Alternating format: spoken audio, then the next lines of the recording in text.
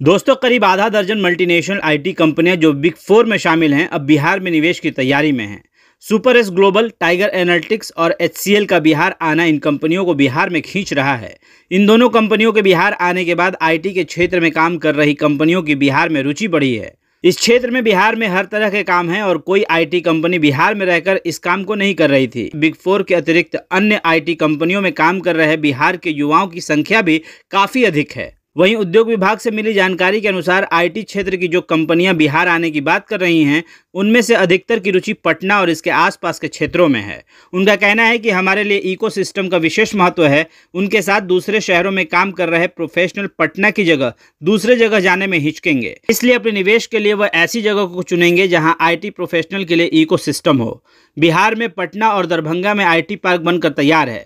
कई शहरों में आईटी कंपनियों के लिए ज़मीन देखी जा रही है। सुपर एस ग्लोबल को उद्योग विभाग ने काम करने के लिए मुजफ्फरपुर में जगह उपलब्ध कराई है। टाइगर एनालिटिक्स और एचसीएल की रुचि पटना में थी, तो दोनों कंपनियों को पटना में ज़मीन दी गई। उद्योग विभाग के अधिकारियों का कहना है कि राज्य सरकार ने आईटी इंडस्ट्री को प्रोत्साहित करने के लिए यह निर्णय लिया है। अगर वे यहां अपना काम आरंभ करते हैं तो उन्हें सरकार जगह भी उपलब्ध कराएगी। वहीं अधिकारियों का कहना है कि आईटी कंपनियों के लिए पटना व अन्य शहरों के इंडस्ट्रियल एरिया में जगह की व्यवस्था की जा रही है।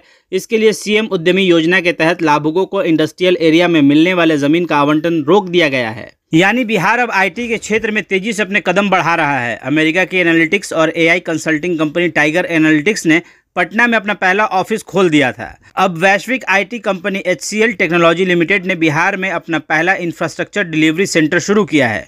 यह सेंटर पटना के गांधी मैदान के पास उद्योग भवन में शुरू किया गया है। इसका उद्घाटन मंगलवार को बिहार के उद्योग और पर्यटन मंत्री नीतीश मिश्रा ने किया है।